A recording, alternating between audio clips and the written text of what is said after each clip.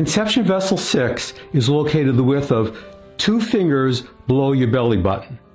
To locate conception vessel 6, place your index and your middle finger just below your belly button. Then find the spot that is just below that. Press in to find a point that is sensitive, sore, tender, or painful. That is conception vessel 6. Activate this point by rubbing it 5 times quickly.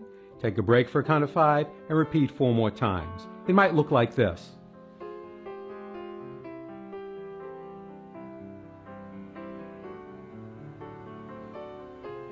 Or if you have a Tei Shin, it might look like this.